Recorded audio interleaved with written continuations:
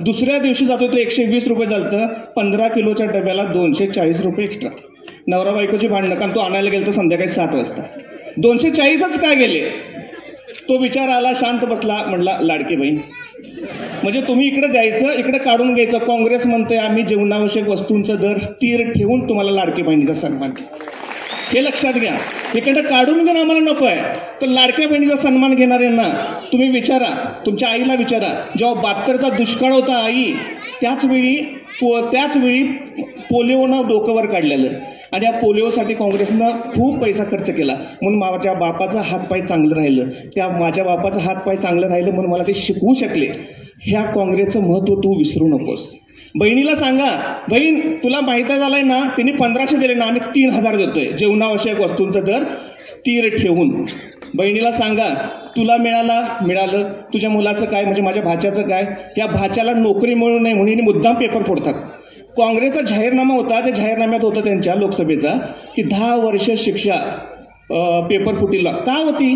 यांना नोकऱ्याच द्यायचं नाही, यांना 4 वर्षाचं ते अग्निवीर द्यायचं आहे आणि परत बघ भीक मागल्यासारखं. म्हणजे जो देतोय पैसे त्यालाच आपण देव मानायचं, हे चुकीचं आहे. आणि त्या बहिणीला सांगा, दाजीच एकदा उशी बघ, 3500 एवढ्या पाण्यातनं सोयाबीन काढून 3500 विकला. तुझं उशी संध्याकाळची नक्की भिजलेली असेल. मग तू विचार कर मतदान कुणाला द्यायचं. बायकोलाही तेच समजून सांगा, 3000 आपण देतोय.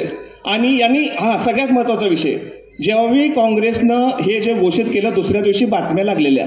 त्या बातम्या काय असतील, हे खोटं आहे, ते खोटं आहे, ते खोटं आहे. तेलंगणाच्या रेड्डींनी यांना अहवाल पाठवला. मोदींनी त्यावेळी ट्विट केलेलं की इथं आम्हाला हे मिळालं नाही, म्हणजे तिथं शेतकऱ्यांचं कर्जमाफ झाली नाही. त्यांनी अहवाल पाठवला, यांनी ट्विट मागं घेतलं. परवाच्या आपल्या बातम्या बघा, त्यावेळी आपल्या कर्नाटकच्या उपमुख्यमंत्र्यांनी डायरेक्ट सांगितलं, तुम्ही माफी मागा, नाहीतर तुम्हाला कायदेशीर कारवाईला तुम्ही सामोरे जा. बातम्या काय आहेत?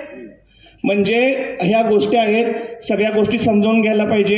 काँग्रेस का गरजेचं आहे, हे महाविकास आघाडी आता आपण म्हणूया की का गरजेचं आहे, कारण इथला व्यवसाय टिकला पाहिजे, इथला मराठी माणूस टिकला पाहिजे. महाराष्ट्र जगवायला, तुम्ही सांगा, महाराष्ट्र जगवायला काय पाहिजे?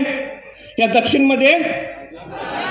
दक्षिणमध्ये बंटी साहेब आणि हे सगळे मोठे कार्यकर्ते, मी जास्त वेळ घेणार नाही, हे स्टार प्रचारक आहेत. यांना आपण एक वादा करूया का की साहेब तुम्ही महाराष्ट्र बघा, दक्षिण सोडा आमच्यावर.